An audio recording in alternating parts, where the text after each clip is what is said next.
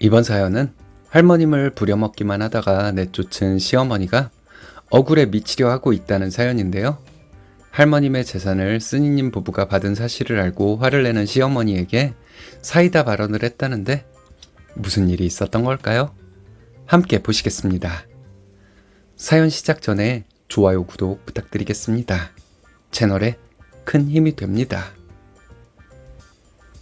안녕하세요. 결혼한 지 3년 되었고 두 돌 지난 아들 하나 있는 여자입니다. 육아휴직 1년하고 복직해서 6개월 정도 회사 다니다가 퇴사를 했습니다. 다름 아니라 시할머니를 모시고 살기 위해서 퇴사를 했어요. 현재는 아이 키우며 할머님을 모시고 살고 있습니다. 할머님은 연세에 비해 정정하세요. 그래서 제가 모시고 산다기보다는 함께 살고 있다는 표현이 맞는 것 같습니다. 제가 회사에 나가는 것을 할머님은 싫어하시거든요. 엄마랑 떨어져 있는 시간이 많은 증손주 보기 싫다고 하셔서 퇴사를 했는데 저도 어린아이 어린이집에 맡기기 정말 힘들었습니다. 저희 시어머니도 맏며느리이고 저도 맏며느리예요. 시어머니는 목소리도 크고 항상 당당한 태도를 가지고 계신 분입니다. 부끄러워야 할 상황에서도 당당한 것이 문제인 분이죠. 남편도 자기 엄마인 시어머니를 싫어합니다. 친정은 제가 어렸을 때 잘 살았습니다. 고등학교 때 저희 아빠 사업이 잘 안 되어서 잠시 어렵게 살았던 때가 있었어요. 저희 아빠는 다시 사업을 일으키셨고 친정 부모님은 그전만큼 여유로운 상황은 아니지만 노후 걱정은 없을 정도로 살고 계십니다. 저희 오빠가 하나 있는데 저희 오빠와 새언니는 저희 부모님께 참 잘해요. 저희 부모님은 오빠에게 의지하지 않겠다고 늘 말씀하시는 분들입니다. 나중에 많이 늙어서 기력이 떨어지면 그때 잠깐 돌봐주다가 요양원에 보내달라고 하시는 분들이에요. 시어머니는 전형적인 옛날 분이었다가 신세대 어머니였다가 왔다 갔다 하는 분입니다. 상황에 맞춰서 변화무쌍한 분인데 본인은 임기응변의 재능이 있는 것처럼 말하지만 제가 보기에 시어머니는 그냥 나쁜 사람입니다. 그때그때 자기 유리한 쪽으로 말하는 사람이죠. 상견례를 할 때 시어머니는 시댁 근처에 장소를 잡으라고 하시더군요. 친정과 시댁이 그렇게 먼 거리는 아니라서 시어머니가 원하는 장소를 잡았습니다. 저희 부모님과 저는 미리 장소에 가서 기다리고 있었는데 시부모님은 30분 늦게 오셨어요. 두 분 모두 옷을 대충 입고 나온 차림새였습니다. 시어머니는 허례허식 같은 것을 싫어한다고 하시더군요. 그래도 상견례에 추리닝 바람으로 나오는 것은 지능에 문제가 있는 거 아닐까요? 저희 엄마는 상견례를 하고 크게 고민을 했다고 합니다. 저희 남편은 정말 마음에 드는데 저런 엄마 밑에서 자란 아들이 본색을 숨기고 있는 것은 아닐까 하는 의심이 들었다고 해요. 저희 오빠도 저희 남편을 좋게 봐서 저희가 결혼하는 것에 대해 적극 찬성을 하니 저희 부모님도 별 말씀 안 하고 결혼을 허락해 주셨습니다. 저희가 결혼하고 나서부터 시어머니는 툭하면 저에게 전화해서 시부모에게 잘해라, 남편에게 잘해라, 내 아들 한 끼라도 굶기면 내가 널 가만두지 않을 거다, 이런 술주정을 하셨어요. 저희 남편은 중간에서 괴로워했습니다. 시어머니에게 남편이 화를 내기도 하고 좋게 얘기를 해보기도 했지만 시어머니는 본인이 그렇게 하는 것은 시어머니로서 충분히 할 수 있는 말이라며 당당한 태도를 보이셨어요. 결혼 전부터 이해할 수가 없는 것이 하나 있었는데 바로 시할머니의 존재였습니다. 남편 말로는 어렸을 때 할머님과 함께 살았다고 합니다. 엄하게 대하는 엄마 밑에서 할머니가 숨통을 트여주곤 했답니다. 떼쓰는 손자를 자애로운 사랑으로 감싸주신 할머니였다고 해요. 바빠서 얼굴 보기도 힘든 아빠, 본인 감정 상태에 따라서 자식을 대하는 엄마 밑에서 자라면서 너무 힘들었다고 합니다. 할머니가 계시지 않았다면 남편은 자기가 지금 정상인으로 살기 힘들었을 거라는 말을 종종 합니다. 시어머니는 할머님을 모시고 살면서 할머님께 나는 남편과 결혼한 것이다. 어머니는 내 가족이라고 생각하지 않는다. 시어머니를 내 엄마라고 생각할 마음은 전혀 없다. 내가 어머님을 모시고 사는 것은 내가 맏며느리 도리를 아는 지혜로운 여자이기 때문이다. 이런 줄 알고 나에게 고마워해라. 이런 식으로 자주 말을 했다고 합니다. 시어머니가 이런 말을 했었다는 사실은 저와 남편만 알고 있고 시아버지는 모르고 계세요. 할머님이 며느리로부터 이런 말을 듣고도 함구하고 계셨기 때문이죠. 저희는 할머님을 모시고 살다가 얼마 전에 듣게 되어서 알고 있는 것이고요. 시아버지는 평생 한 직장을 다녀온 분인데 급여가 적지 않은 것으로 알고 있습니다. 시부모님 세대에 결혼해서 자식들 키우며 외벌이로 살아온 것 치고는 꽤나 좋은 아파트에 살고 계세요? 할아버님, 할머님의 지원이 아니었다면 불가능한 것이죠. 시어머니는 본인이 시부모님을 모시고 살았던 것에 대해 자부심이 대단합니다. 누구나 본인이 후부인 것을 알아줘야 합니다. 따지고 보면 시어머니는 못된 며느리예요. 저희 남편과 시동생이 중학생이 되니 시어머니와 할머님 사이에 트러블이 생겨 할머님은 따로 나오셔서 살기 시작하셨다고 합니다. 할머님 성격상 며느리를 힘들게 할 뿐도 아니에요. 제가 보기에는 할머님처럼 좋은 분과 트러블이 생겼다면 그 상대가 나쁜 사람일 거예요. 저 혼자만의 생각이지만 시어머니가 할머님을 내쫓은 것 같습니다. 시어머니가 자식들 키울 때는 할머님이 살림도 하시고 자식들도 돌봐주니 필요해서 함께 살았던 것 같아요. 그런데 자식들 크고 나서 할머님이 필요가 없고 점점 연세가 드시니 부담스러워서 내쫓았던 것 같습니다. 그런데 시어머니는 할머님이 본인에게 시집살이를 시켜서 어쩔 수 없이 따로 살게 되었다는 식으로 말하곤 했어요. 할머님이 시장 다녀오시다가 넘어지면서 골반뼈 골절이 되어서 병원에 입원했던 적이 있습니다. 저희 남편은 바로 회사에 말하고 병원으로 달려갔더라고요. 저는 퇴근하고 병원으로 갔습니다. 남편은 며칠 휴가를 내고 병원에서 할머님 간병을 했어요. 저는 그때 육아휴직 중이라서 할머님 간병을 이틀 정도 했습니다. 임신 중이었지만 남편이 너무 힘들까봐 제가 간병을 자처했던 것이었죠. 할머님은 임신한 손주 며느리가 무슨 간병을 하냐면서 난리를 치셨고 간병인 돈 주고 부르면 된다고 하셨지만 남편이 원해서 그렇게 했던 것이었죠. 할머님이 퇴원하시고 나서 저는 매일 할머님 댁에 가서 낮 시간을 보내고 왔습니다. 거동이 약간 불편한 정도였기 때문에 밤까지 누군가가 있어야 하는 것은 아니었어요. 그런데 저희 시부모님은 할머님이 병원에 입원해 계시는 동안 한번 찾아간 것이 전부였습니다. 그야말로 문병이었죠. 시부모님은 할머님 병실에 와서 20분 정도 있다가 가셨습니다. 제가 병원에 있었고 남편은 집에서 쉬고 있을 때였는데 그 얘기 듣고 남편은 정말 화가 나서 어쩔 줄 모르는 표정이었어요. 할머님이 퇴원하시고 거의 정상 생활을 하실 수 있을 때쯤 남편이 진지한 표정으로 저에게 할 말이 있다고 하더군요.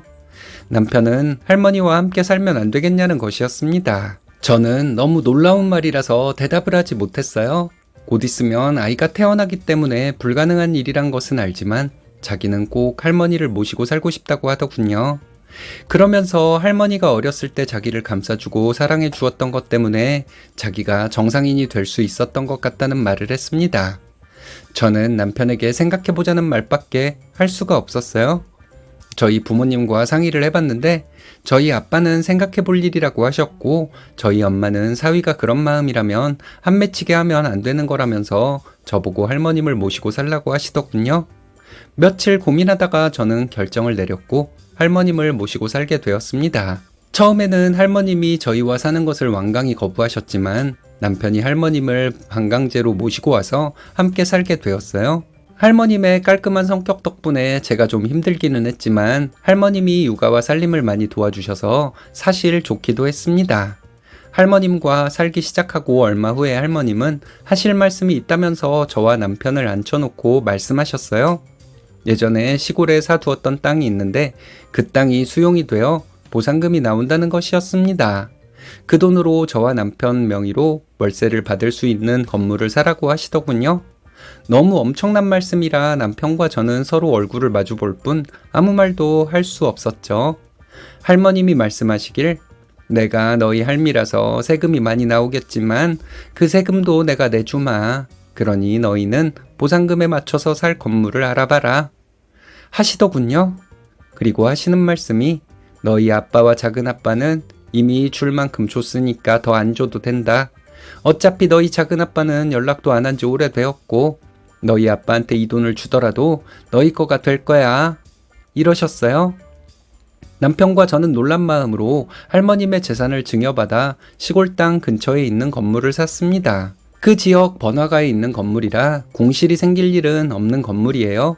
월세로 그리 큰 돈이 나오는 것은 아니지만 저희에게는 꽤나 큰 돈이 월세로 나오는 건물입니다. 월 100만 원은 할머님이 달라고 하셔서 할머님 통장에 넣어드리고 있어요. 그리고 건물 명의는 남편 명의로 하려고 했는데 할머님은 세금을 조금이라도 줄이라면서 저와 남편 공동명의로 하라고 하셨습니다. 저는 남편에게 싫다고 했지만 결국 남편과 저 공동명의로 했어요. 친정부모님께 말씀드리면서 공동명의로 하는 게 너무 부담스럽다고 했더니 저희 엄마가 나중에 우리가 너희한테 상속해줄 재산이 적지 않은 걸 아시니까 할머님이 마음 놓으신 걸 거야 하셔서 좀 부담감이 줄었습니다.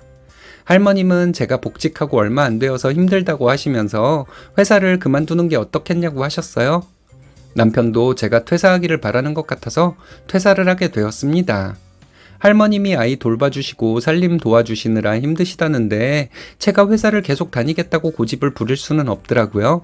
게다가 건물에서 나오는 월세가 있으니 경제적으로 어려울 것도 없으니 퇴사를 결정하기가 그렇게 어렵지는 않았습니다. 제가 퇴사를 하고 나서 할머니는 저에게 운동도 다니고 친구도 만나러 다니라고 강요하듯 말씀하셨어요. 애가 엄마와 떨어져 있는 시간이 있으면 되겠니? 하셨지만 그건 핑계였던 것 같습니다. 돈 걱정 없는데 굳이 회사 다니면서 고생하지 말라는 뜻이었던 것 같아요. 그리고 얼마 후에 할머님은 시부모님을 오라고 해서 상황을 전부 말씀하셨습니다. 시아버지는 고개를 끄덕이기만 하셨는데 시어머니는 화를 내시더군요. 그걸 맏며느리가 있는데 왜 어머님 혼자 결정해요? 이런 식으로 할머님한테 화를 내시더니 너네는 나한테 왜 얘기를 안 했니? 이게 지금 말이 된다고 생각해? 하면서 저희에게 화를 내셨습니다. 할머님이 어차피 너희 거가 될 거고 나중에 얘네들 거가 될 거라서 이렇게 했다 하셨거든요. 시어머니는 어머니 유산은 우리가 받아서 알아서 하는 거죠. 이러면서 소리를 지르셨어요. 그러더니 시어머니 하는 말씀이 어딜 감히 나한테 물어보지도 않고 이런 걸 결정해요. 미친년 진짜. 하면서 소리를 질렀습니다. 할머님은 감이라니 하시면서 손을 떨고 계시더군요.